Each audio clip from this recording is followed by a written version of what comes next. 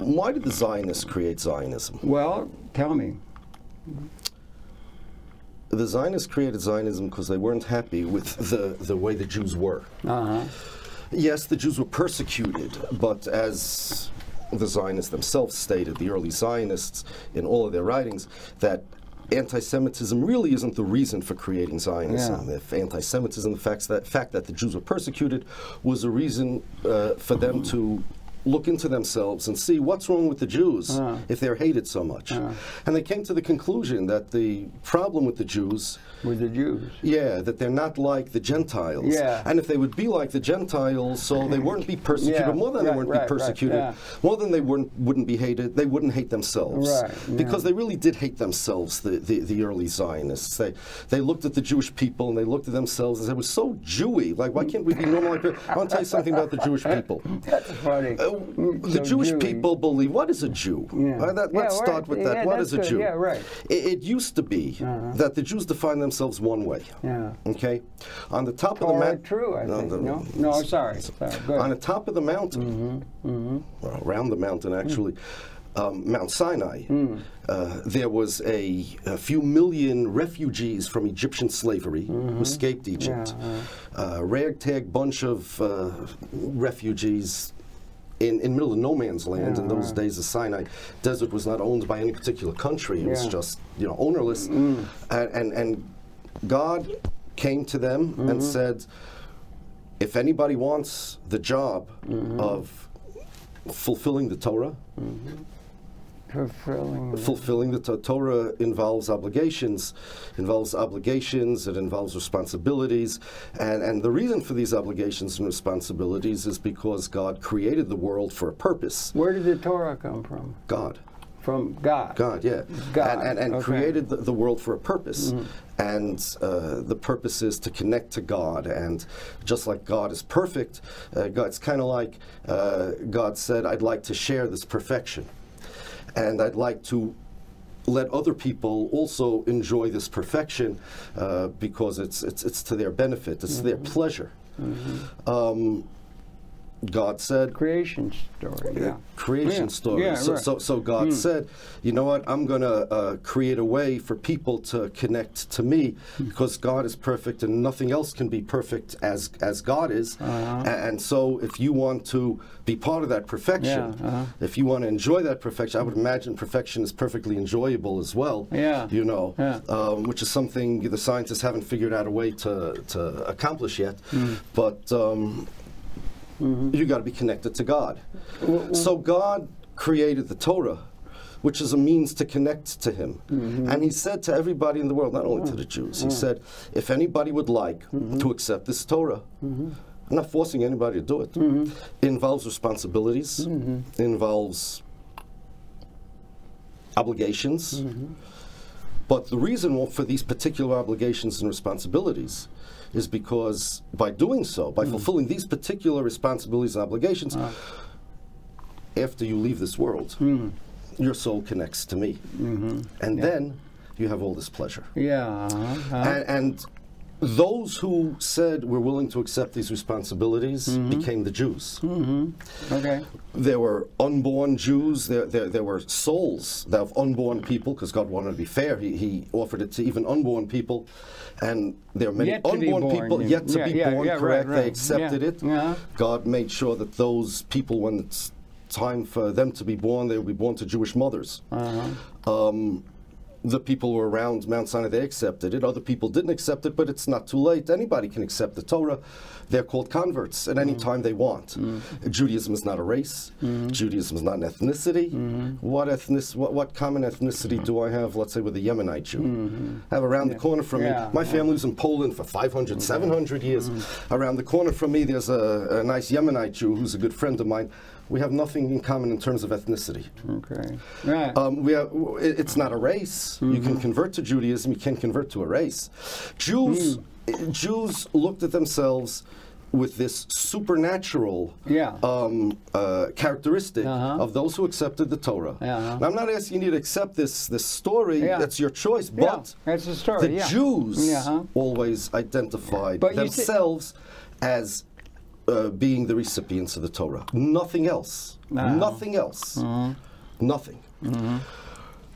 Until the emancipation came and the French Revolution, and there were those there were those Jews who figured, you know what, life would be much better for us. We wouldn't be persecuted anymore. We would be much more happy with ourselves if we would be like the Gentiles, if we were more secular.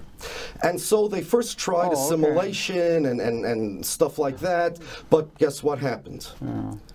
Particularly in the early 1880s in Russia, the pogroms. The Gentiles didn't accept their theory that if they become like the Gentiles will accept them. They didn't know what to do. If they become like the Gentiles will accept them. They're coming secular and correct. Away from Torah. Yes, and sometimes not only secular, Christian. Many of them converted to Christianity because they said, you know what, the Christians will accept us. They didn't. So, Plan B. They had to come up with Plan B. And they thought they had the answer because of staring them in the face in those days. In those days, nationalism was sweeping Europe. Well, that was coming, sweeping Europe, nationalism. And they figured this nationalism doing so well for the other people, everyone's becoming a nation. All these people becoming a nation. We'll also become a nation. We won't be a religion anymore. We'll be a nation. In other words, they wanted to join the gangs, the Gentiles. The Gentiles said, no, you're not playing in our parks. You're talking about the early Zionists. Yes, you're not playing in our park, you're not joining our gang. So the Zionists said, guess what? So we'll make our own gang. We're going to change history. We're going to look at the Jewish people, not the way the Jewish people always looked at themselves. We're going to invent a new nation that never existed. The Jewish nation. Jewish nation. Now, there's a problem. A Jewish nation, it was a fantasy. It was a figment of their imagination. There was no such thing as a Jewish nation. There were the Jewish people that were united by this supernatural narrative, this Torah that they believed in. But there was no such thing as a nationality. But they had a history back to David and Solomon and everything. Not back to David and Solomon, back to the Exodus from Egypt. I seem to remember a story where the Jews left Egypt, right? You see, the Zionists, actually, that's part of what... That's interesting. That's part of what they do. It's part of their propaganda in Israel. They emphasize, even the archaeologists, they emphasize the David and Solomon, and in the schools, they start learning the Bible, not from Adam and Noah and even Abraham, but from Joshua when he crossed over the Jordan River into the Holy Land. Because that's where Jewish history starts for them, but that's not true. They kind of like rebuilt Jewish history. We were going to have a thing where Frank, Pope, was corrected Netanyahu. But right. spoke Aramaic. Yes, I'm going to get to that. We couldn't get to the clip. So what they did was they invented a language. Because especially in those days, Ben Yehuda, right? Especially in those days, part of being a nation was you had to have a common language. That was a big element of nationalism, right? But the Jews didn't have a common language. They didn't have Hebrew. They didn't have Hebrew. The Jews did not speak Hebrew. Did they have Yiddish? The European Jews spoke Yiddish. The Oriental Jews did not speak Yiddish. And Yiddish, the Zionists hated Yiddish. It's a great language. Because it was so Jewy. How could we live without Yiddish? I mean, you'd have no comedy clubs, you'd have nothing going, you know. I mean, Yiddish is really rich. Comedy clubs? Yeah. They can't do comedy clubs in English? No, well they could, English comedians, but you'd miss so we would. Shlemiel and Drown, they got such good words already in Yiddish, you know. Shtick, you got shtick. That's from Yiddish. Well, you're a showbiz guy. That's why you know that absolutely, word, you know? Yeah. But I mean, you got, you know, well, anyway, Mel Brooks that lives. Right. Yeah. In any case, they invented a language so that the Jews can have a language, and they kind of convinced themselves that the Jews always spoke this language, or once upon a time spoke this ancient language of Hebrew that was resurrected. But it's not true. I showed you the clip. I know. It was so embarrassing. Just to give you an idea of how fictitious this whole Jewish nation, quote unquote, is. When the Pope recently came to Israel, he had a meeting with Netanyahu, and Netanyahu was like bragging about Israel. For whatever reason he considers this bragging, he said, you know, Jesus lived here and he spoke Hebrew. right. And so Frank, the Pope corrects him. He says, Aramaic. Yeah, right. You can find this on the internet. Well, the clip it was is there. Aramaic. Yeah, of course it was Aramaic. Yeah, right. So Netanyahu says, yeah, but he understood Hebrew. Maybe he did. But you understand how embarrassing it is for like the head of states to try. That's nationalism. Yes, but there's nationalism where a person knows he's being nationalistic. Nobody really believes Uncle Sam exists, right? Yeah, right. But Netanyahu thought, he didn't even think, all right, I'm going to trick the Pope. I'm going to pull this over on him. He really believed. He really believed. Yeah. It's like lodged in their consciousness. Now, if you that Jesus spoke Hebrew, that the Jews spoke Hebrew there. They did not. But that's what they're... Now he knows they didn't because if the Pope corrected him, he understood perfectly. But it's like what you got to say. We got to say the Jews spoke Hebrew. People invent their own thing in order to serve their interests. Exactly what they did. Now, what about the situation now? So hold on. So they invented Hebrew. But they needed a land. So they went and they got a land that's Israel. But the reason they made Zionism, the reason they got Israel and created a language and created a new history that didn't exist. They took our villains and made them into heroes. Jews are very non-militant people. I noticed. We eschew violence. In fact, the Jews, to the point where, you know what, we would consider it insane to have even a military hero. We never had military heroes. Right.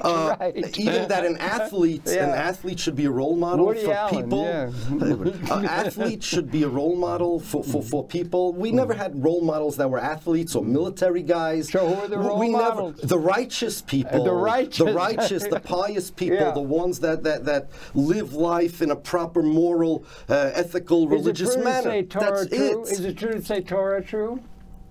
Well, Torah true. People? You have it on your site, Torah true. Yes, Torah true is a description. It's not a. It's not a label. It's a description. It means true to the Torah, as opposed to distorting the Torah, adding or subtracting from it. And the Jews never even.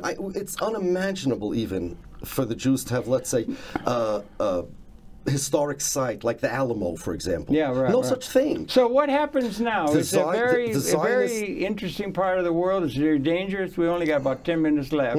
What do you see is the attitude of the world ought to take toward the question of Mr. Netanyahu or Israel and the ideas about Iran and so forth? What do you think is the situation there, and what would be the policy suggestions you would make to decision makers in terms of the situation with Mr. Netanyahu at the helm in Israel now? Well,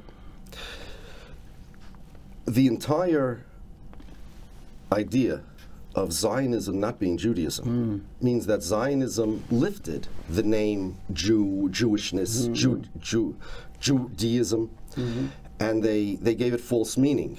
Zionism is identity theft against the Jewish people. There's no such thing as a Jewish state, because Judaism is a religion and Jews are those united by this supernatural character, supernatural factor. There's no such thing as a Jewish state. But they formed a state. Fine, and they unilaterally declared it the Jewish state, but it's not. I could say this room is the Jewish state. That doesn't make it so. They only declare something a Jewish state because they changed the definition of Jewish. My definition of Jewish, the Torah true definition, the traditional definition, it's not a question of whether the Jewish state is good or the Jewish state is bad. It's not a Jewish state. To me, it's like China. There are Jews living there, but it has nothing to do with me. Where are the Jews living best in terms of the Jewish state as you understand the Jewish people? Who are the people that represent that better than any other people? The people who always represented it. Our role models, the righteous, religious people. Who represents the people that believe the Jews got the Torah on Mount Sinai, and it's their life's mission to fulfill it? Those people represent the Jews. And among the Jews, you got like in the United States, you got the conservative and reform and all that, and then you got Orthodox. The Orthodox Jews are the ones who are really the most close to what is the right way for a person to be Jewish. It's very simple. The conservative and reform and the Zionists came later. Christianity was based on Judaism at the beginning, right? But it formed another religion. Reform Judaism can call itself Judaism, but it's another religion. So is conservative Judaism. Like Jews for Jesus. Why wouldn't you consider Jews for Jesus a denomination of Judaism? They just, listen, between... Well, is Christianity an offshoot of Judaism? Well, you know, I mean, Jesus was a Jew. He spoke Aramaic, right. and then, right? That is true, isn't it? 100%. And then, you know, the Last Supper was a Pesach Seder, and you look in the New Testament, he was basically an Orthodox Jew. He was not Reform, he was not conservative. He just, you know, believed that he's went around, you know, kind of believing he was the Messiah. But what should be the lessons taken by people of the Jewish faith that are viewing this program in terms of their decision on which way they want to go to lead their lives in the time ahead relating to Judaism and Zionism? Zionism is a different religion than Judaism. To ask me what I think should happen between Israel and Iran is like asking me what should happen between Canada and Iran or Pakistan and Iran. It's not a Jewish question. It's an Israeli question. It's a Zionist question. What do you think should be happening between the Torah true Jewish community and the world? I don't understand the question. Well, I don't either, really. Okay. I just said, but, so that's where you mentioned before in Turei Card. I'm not an anti-Zionist Jew. Zionism is anti-me. It's like saying I'm anti-Ku Klux Klan. Oh, you're an anti-Ku Klux Klan Jew? No, Zionism was created in order to change the Jews from what I am to what Benjamin Netanyahu is. To eradicate the Jewiness, the Torahness, the what they call the ghetto Jew, which is what I am. I'm a proud ghetto Jew. Look at me. I think you look great, man. We all looked great. We all looked great, right? I'm from an intellectual community, right? And but they tried to eliminate our identity, to eliminate us. They thought that we would not exist anymore, and everybody would be like them, just like like a secular, different smarty-ass Christian. Whatever you exactly, So it's like bad. It's like saying, well, Rabbi Shapiro, as a Jew, what do you think the Pope should do in this situation? Well, what do you mean? Hey, listen, the Pope believes in God. Most Zionists don't. The Pope believes in the Bible. That really happens. Most Zionists don't. Is that right? Sure, they believe it's a mythology. The Pope believes it's real, correct? Yes. The Pope believes in a Messiah, a different one than we do. And most Zionists don't. And the Pope wears a yarmulke. And most Zionists don't. So who's closer to me, to my religion, the Pope or an atheist Zionist? Well, that's interesting to take it that way. We have nothing. You mentioned the Turei Karta before. They insert themselves in the Palestinian-Israeli conflict. Torah true. Torah true just means they're outright against Zionism, and they have demonstrations, and they make it clear. Got along with Yasser Arafat. That's all true. He wanted them on their committee. That's all true. That has nothing to do with me. I consider that a Zionist behavior. No, they're anti-Zionist. Yes, but they're anti-Zionists like the left wings are anti-Zionist. They look at Israel. They look at the Israeli-Palestinian conflict as their conflict. They should weigh in, and as Jews have a position.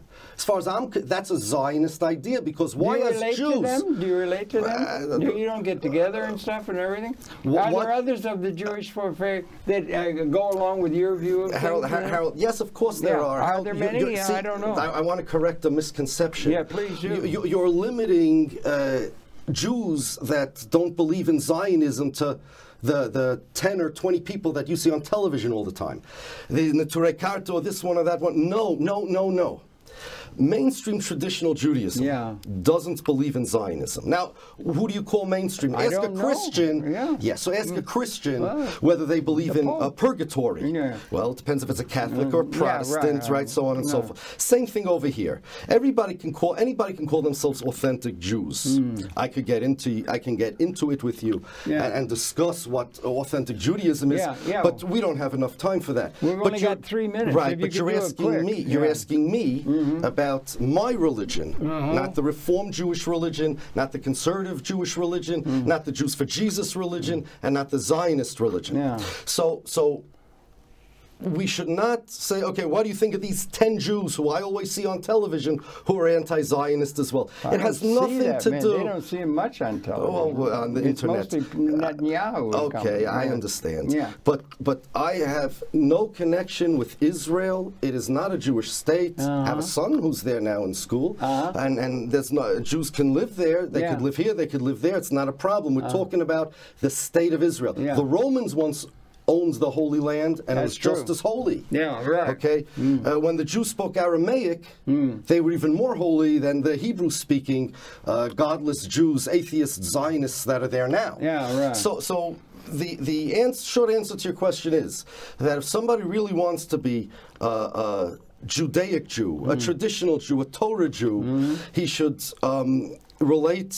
he should accept the Jewish religion, as opposed to some political version of Judaism, which is what Zionism is. Is there much of that going on, do you think, among your fellow Jews? Yeah. It is growing?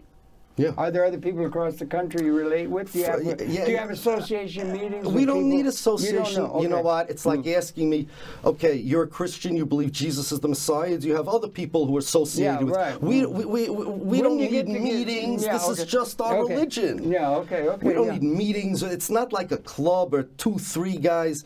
This is mainstream Orthodox Judaism. Yeah, does it have much... When I say mainstream, it's not modern Orthodoxy, but mainstream ultra-Orthodoxy, that's it. We don't need clubs. I mean, something. I'm against the Ku Klux Klan. I would be too. Would you ask me, do you have anti-Ku Klux Klan meetings with your peers? No, it's the same thing. Okay, good, It's just not Judaism, that's all. It's just not there. And so, and what about, just one, we're only a minute left or so, how much about political clout does this take on things Judaic from your perspective have in terms of the geopolitical realities of the world? Or ought they have to have? Our power? We only got a minute or two left, Our power? Yeah, the real power, The real power is God. Oh, okay. That's it.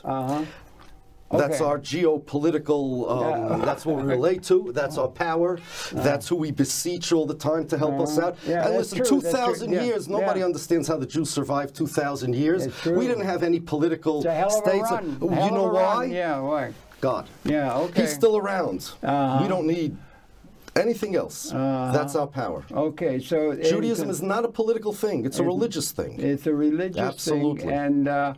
well, that's really interesting. That's the take. I just don't know. It was interesting. You're talking with Galid and everything like that on the same take, and there ought to be more because it does have political ramifications in terms of the world. If this could become part of a truly identity that would bring some sort of difference to the way in which the world. Are you optimistic for the human prospect or not? The human prospect. I need you to tell me what that means. Well, do you think we're going to blow it up?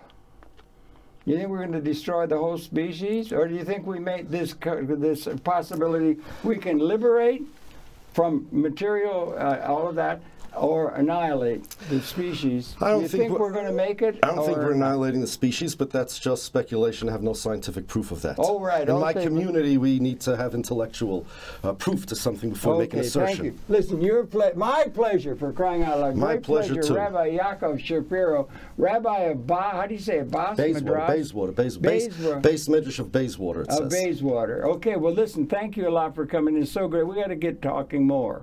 I got a lot of people I could introduce you to help set you straight. Sure. And you could do the same with me, I think, right? No problem. All right, we tried here. Okay.